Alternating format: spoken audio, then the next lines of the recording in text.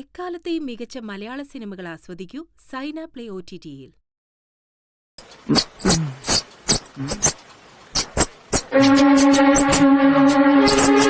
കുറെ നാളായി നിന്നെ കൈ കിട്ട കാത്തിരിക്കുകയായിരുന്നു ഞാൻ.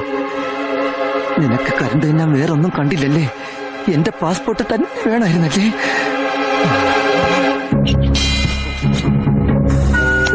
എന്താ അവനെവിടെ ഇരിപ്പുണ്ട്? ആര്? എലി. എന്റെ പാസ്പോർട്ട് കരണ്ട് എന്നില്ലേ? എവിടെ? ഷെൽഫിന്റെ അകത്ത്. സുന്ദര, നീ എന്താ കാണിക്കുന്നേ? എടാ, ഇപ്പൊ സിഗല്ലാവുന്ന്. സുന്ദര,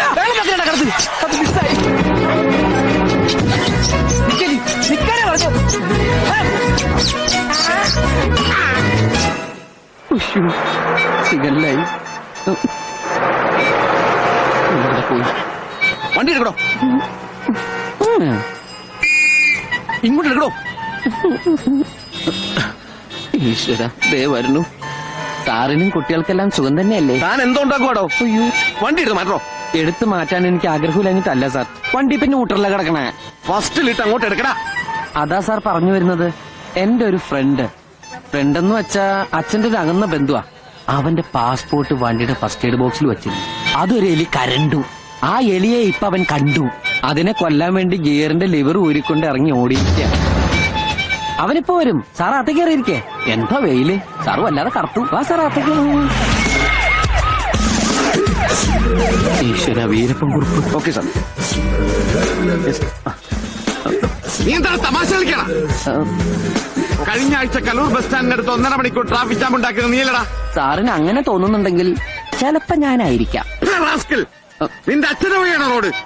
ഫസ്റ്റ് നിന്നെ കണ്ടപ്പോഴേ ഞാൻ ലാസ്റ്റ് വാണിംഗ് തന്നാണ്. ഈ പാട്ടയും കൊണ്ട് റോഡിലേക്ക് തെണ്ടാൻ ഇറങ്ങരുതെന്ന്. സുന്ദരാ, നീ എങ്ങനെ സുഖിപ്പിച്ച് പുകഴ്ത്തി എന്റെ സോപ്പിടൊന്നും വേണ്ട. അതൊക്കെ എല്ലാവർക്കും അറിയാവുന്ന കാര്യമാണ് ഞാൻ സുന്ദരനാണെന്ന്. സാറിനല്ല, ഞാൻ വേറെ ആളെ വിളിച്ചതാ. വണ്ടി എടുത്ത് മാറ്റടാ തെണ്ടി.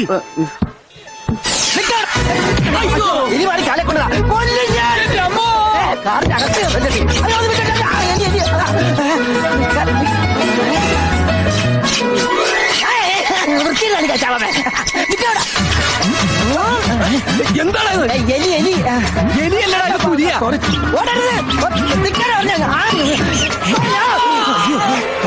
നിനക്കെന്താ ഭ്രാന്ത്? അതാണ് എനിക്ക് ഭ്രാന്താ.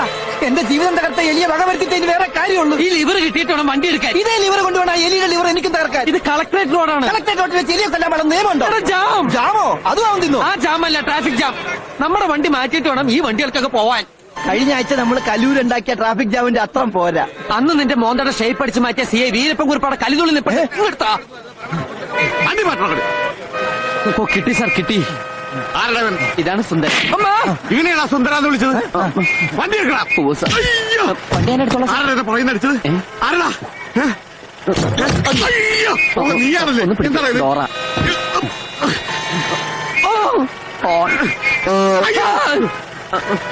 കേറുമ്പോ ബാക്കിന് വിളിക്കല്ലേ. നീ എന്താ വണ്ടി പൊളിച്ചെടുക്കുന്നു? ഇപ്പൊ ശരിയാക്കാം സാർ. വാതില് വണ്ടി എടുക്കടാ. ഒന്ന് മാറണം. എന്താടാ? വണ്ടി ഓഫായി പോയി. വണ്ടി ഓഫായി പോയി. പോയി വണ്ടി അല്ലടാ. വേഗം ചെല്ലടാ. സാറേ, അവൻ പറ്റിക്കും. തള്ളൂല. ഒന്ന് പോയി നോക്കൂ.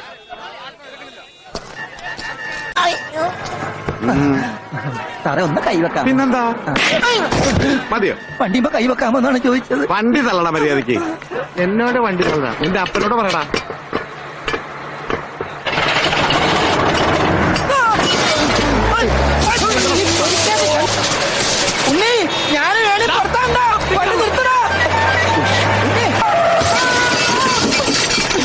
എടാ പട്ടി, പിന്നെ നിർത്തിയ എടുത്തോണ്ട് പോടാ.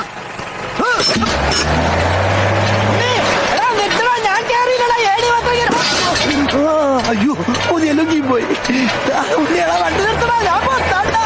കാണിച്ചേരാടാ. ഞാനിവിടെ കാണിച്ചോണ്ടിരിക്കണ്ട.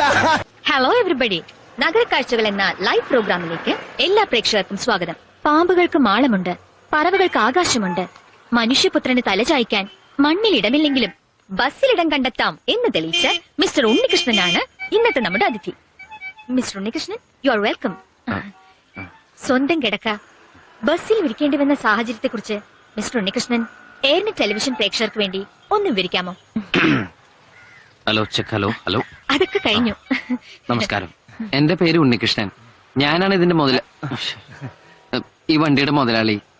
പോയെ തൃശൂർ ജില്ലയിലെ ഇരിങ്ങാലക്കുട പഞ്ചായത്തിൽ തൃക്കോട്ടൂരാണ് എന്റെ സ്വദേശം. ഞാൻ അത്ര പരിചിതനല്ലെങ്കിലും ഇരിങ്ങാലക്കുട താമരാക്ഷനെ നിങ്ങൾ എല്ലാവരും അറിയും. മനസ്സിലായില്ല? ഒരു ക്ലൂ തരാം. ഓ, തൃശൂർ പൂരത്തിന് എഴുന്നള്ളിപ്പിന് മുമ്പിൽ തന്നെ ഉണ്ടാവും തലയെടുപ്പോടെ. ഓ, ആന. ആനയല്ല, എന്റെ അച്ഛനാ. ചെണ്ട വിദ്വാൻ ഇരിങ്ങാലക്കുട താമരാക്ഷൻ പിള്ള. അദ്ദേഹം 1998 ഡിസംബറിലെ മഞ്ഞുള്ളൊരു രാത്രിയിലാണ് അത് സംഭവിച്ചത്. എന്ത് സംഭവിച്ചത്? തൃപ്രയാർ ശിവക്ഷേത്രത്തിൽ ഉത്സവം കഴിഞ്ഞ് ചെണ്ടയും തൂക്കി അച്ഛൻ നടന്നു വരികയാണ്.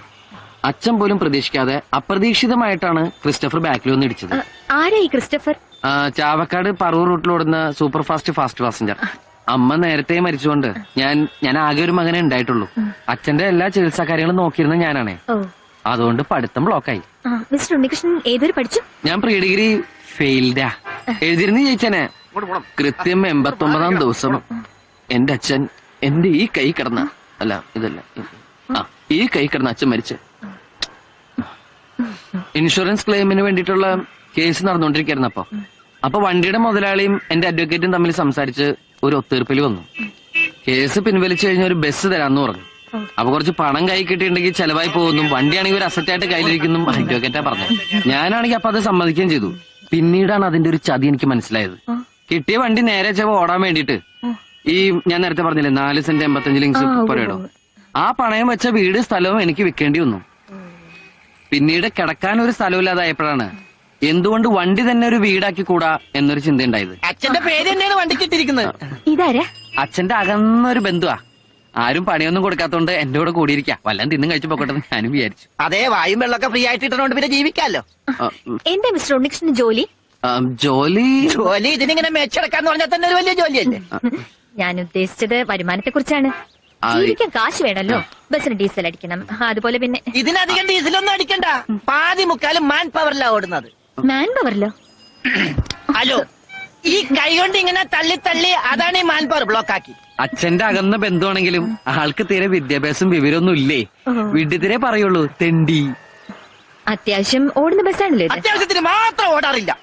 നന്നായിട്ട് ഓടും, നല്ല പുള്ളിങ്ങുള്ള എഞ്ചിനാ. പിന്നെ പുള്ളിക്ക് ബാക്കിലേക്ക് പോയി, നീ ബസ്സിന്റെ ബാക്കിലേക്ക് പോയി. സദ്യ നടക്കണ്ട, ഞാനിവിടെ പെടട്ടടാ.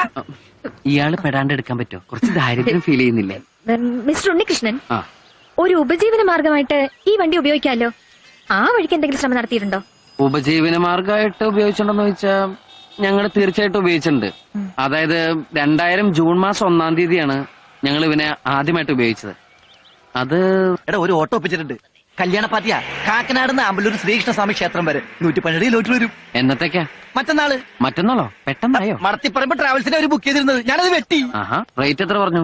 1200 ഞാനങ്ങ് ഉറപ്പിച്ചു. 1200 രൂപ. മറ്റുള്ള വണ്ടിക്കാര് റിട്ടേൺ അടക്കം 2500 രൂപ വാങ്ങുന്നുണ്ട്. എടാ, അമേരിക്കയും സൊമാലിയും തമ്മിൽ ഒരുപാട് വ്യത്യാസമുണ്ട്, അറിയോ? മനസ്സിലായില്ല. എടാ, 2500 രൂപ കൊടുത്ത നല്ല ലക്ഷറി കോച്ച് കിട്ടും. നമ്മുടെ വെറും ബിക്ഷറി കോച്ചല്ലേ. ഈ ലൊടുക്ക് വണ്ടി എങ്ങനെ അവർ കണ്ടിട്ടുണ്ടെങ്കിൽ വെറുതെ ഓടാന്ന് പറഞ്ഞാൽ വേണ്ടാന്ന് പറയും. എന്റെ വണ്ടി ഇൻസൾട്ട് ചെയ്ത് സംസാരിച്ചിട്ടുണ്ടല്ലോ. അയ്യോ, ഇതൊരു പാവപ്പെട്ടവന്റെ കല്യാണമാണ്. ഒറ്റ വണ്ടിയുള്ളൂ. ചെറുക്കനും ചെറുക്കന്റെ അച്ഛനും അമ്മയും അമ്മായി അമ്മാവനും ബന്ധുക്കളും ഫ്രണ്ടുക്കളും ഒക്കെ ഇതിലാണ് പോണത്. 2500 രൂപ വെച്ചാൽ അവര് ഓട്ടം വേണ്ടെന്ന് വെക്കുള്ളൂ. എടാ, എന്തെങ്കിലും ഒന്ന് അഡ്ജസ്റ്റ് ചെയ്യാൻ പറയേ. എന്തെങ്കിലും ഒന്ന് അഡ്ജസ്റ്റ് ചെയ്താൽ മതിയാ. എന്നാ നീ ഒന്ന് അഡ്ജസ്റ്റ് ചെയ്യും.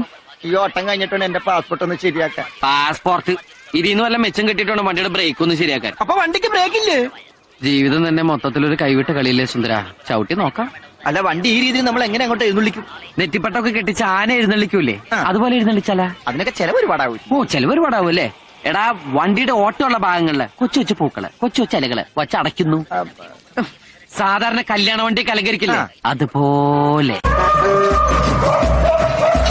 ഒരു കാടളകി വരുന്നുണ്ടല്ലോ. സ്ഥലം എത്തിയോ ഉണ്ണികൃഷ്ണ? ചവിട്ടി പിടിച്ചോ. ഈ അട ഒന്ന് വെച്ചോട്ടെ, ബ്രേക്ക് കുറവല്ലേ. നമസ്കാരം ചെറുക്കന്റെ അച്ചോ. എന്താ ഇത്? വണ്ടി. ഈ കാടും പണ്ടൊക്കെ എന്തിനാണ് ചോദിച്ചത്? അത് അലങ്കരിച്ചിരിക്കല്ലേ. എങ്ങനെയുണ്ടോ അലങ്കാരം? ഐശ്വര്യമുള്ള ഒരു ചടങ്ങിന് പോവല്ലേ, അപ്പൊ കുറച്ച് റിച്ച് ആയിക്കോട്ടെ എന്ന് കരുതി വാഴ, മാവ്, വേപ്പ്, ചക്ക, മാങ്ങ, കുമ്പളങ്ങ, ഒതളങ്ങ തുടങ്ങിയ വൃക്ഷ ലതാതി പല മൂലാദികളും കൊണ്ടങ്ങ് അലങ്കരിച്ചു. Wish you happy married life. ഞങ്ങളാരും അങ്ങനത്തെ ആൾക്കാരല്ല. Best family. ഇങ്ങനെയൊക്കെ അലങ്കരിച്ചു എന്ന് കരുതി ഞങ്ങൾ അഡീഷണൽ ബില്ലൊന്നും ചാർജ് ചെയ്യില്ല, അതൊക്കെ ഫ്രീയാ. അപ്പൊ ഇനി വൈകണ്ട, നമുക്ക് അങ്ങോട്ട് പോവാം. ഇപ്പോഴേയോ? ഇപ്പൊ പോയാലേ സമയത്തങ്ങ് എത്തുള്ളൂ, കാരണം വണ്ടി നല്ല കണ്ടീഷനാണ്. നമുക്ക് കാറ്റൊക്കെ കൊണ്ട് അങ്ങോട്ട് പോവാം. ബന്ധുക്കളൊക്കെ വന്നു തുടങ്ങിയിട്ടേ ഉള്ളൂ. നീ ഇവർക്ക് ചായ കൊടുക്കാൻ നോക്കി ചെല്ലു. വണ്ടി അങ്ങോട്ട് ഒതുക്കിയിടോ. ഇഷ്ടം പോലെ സമയമുണ്ട്. ഇത്തിരി ദൂരമല്ലേ ഉള്ളൂ. കൊച്ചു വെളുപ്പിനെ പോണ കാര്യം എന്താ? നന്നാച്ചിയേ വണ്ടി വന്നു. ഇങ്ങനെ പോയാൽ സംഗതി കുഴയും. ശരിയാ, നമ്മൾ ഉത്സവിച്ചാലേ കാര്യം നടക്കൂ. ഇഡലിയും ചായയും ഓൺ ദ വേല നിർത്തിയെടുത്ത് മേടിച്ചാ കറിക്കോ.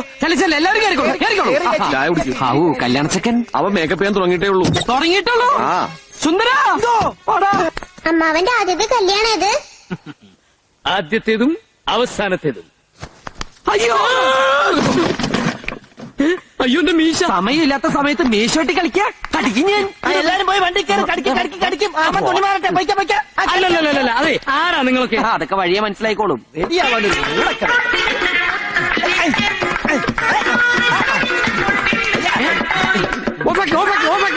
എന്താ നിങ്ങൾ എന്നെ കളിയാക്കാണ്? ഞങ്ങളല്ലല്ലോ ആകാശവാണി തൃശ്ശൂർ തിരുവനന്തപുരം ആലപ്പുഴക്കാരല്ലേ. അവര് പറഞ്ഞു സമയം കളയത് ഇയാളെ സുന്ദരനാക്കോ. സുന്ദര അനങ്ങാതിരുന്നോ. ഇന്ന് ഈ മീശമ ഞാനൊരു താജ്മഹാള് പണിയും. അനങ്ങിയാലത് കുത്തപ്പീനാറാകും.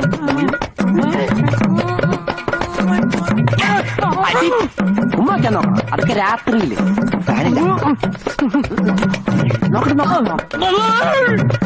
പണ്ടാറ് ഇരുമ്പുണ്ടാക്കി.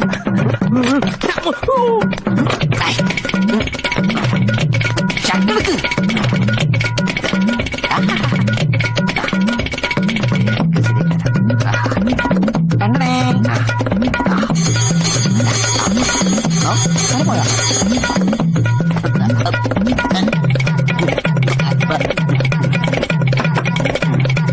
ഇനിയും പെറ്റിക്കോട്ടായ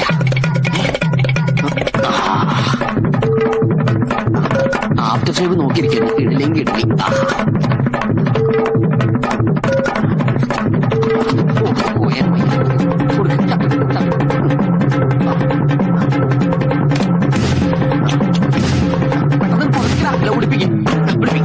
അതോട് മാറ്റി കുടിപ്പിച്ചു. ആഹാ മുടുക്കനായിപ്പ. സൂക്ഷിച്ച്. ഇതേതാ? ആരാ ഇവൻ? എവനൊന്നും വണ്ടിയൊക്കെ നോക്കുകയല്ലേ? അയ്യോ അമ്മാവന്റെ മോനാ കല്യാണച്ചക്കൻ. എവനെന്ത് പറ്റി? അയ്യോ ഒന്നും പറ്റിയതല്ല, ഇത് പുതിയ സ്റ്റൈലാ. ഓ പുതിയ ഫ്ലാഷ്. ഇപ്പോഴത്തെ പിള്ളേരുടെ ഓരോരോ കാര്യങ്ങള്. കൊള്ളാവിടെ മക്കളെ. സമയം കളയാതെ അകത്തേക്ക് കയറാം. സമയമൊന്നും ആയിട്ടില്ല. രാഹുകാലം കഴിയാതെ കേറുന്ന പ്രശ്നമില്ല. ഓ എന്തോന്ന് രാഘുവാനം. ഒന്നുമില്ല, നമ്മളൊക്കെ പിള്ളേരില്ലേ. അല്ല നമുക്കൊക്കെ പിള്ളേരില്ലെന്ന് ഒറ്റ അടി വെച്ചിരിഞ്ഞ എല്ലാവരും കേറിയിരിക്കുക. കേറിയവരൊക്കെ അവിടെ ഇരിക്കും. രാഹുകാലം കഴിയാൻ ഞാനും എന്റെ മോനും കേറുന്ന പ്രശ്നമില്ല. എടാ എന്റെ കല്യാണത്തിന് ഒരു രാഹുകാലം കഴിയാൻ ഞാൻ ഇറങ്ങിയിട്ടില്ല. വെറുതെ അല്ല ഭാര്യ ഇടിവെട്ടേറ്റ് മരിച്ചു. കല്യാണത്തിനല്ലേ എല്ലുപടിക്കല്ലല്ലോ കൊണ്ടുപോകുന്നത്. അല്ല മണവാളം കേറുന്നില്ലേ? എടോ, ഒരു നല്ല കാര്യത്തിന് മുമ്പ് വണ്ടി മുമ്പോട്ട് എടുക്കണ്ട്. താൻ ആദ്യം വണ്ടി തിരിക്കും, എന്നിട്ട് ഞാൻ കേറാം. അല്ല വണ്ടി തിരിക്കാം, അവിടെ നിന്ന് മാറിയേക്ക്. എടോ താൻ വണ്ടി എടുക്കണോ? വണ്ടി എടുക്കാം അവിടെ. എടോ വണ്ടി എടുക്കാൻ. എന്റെ അമ്മോ പറയ്.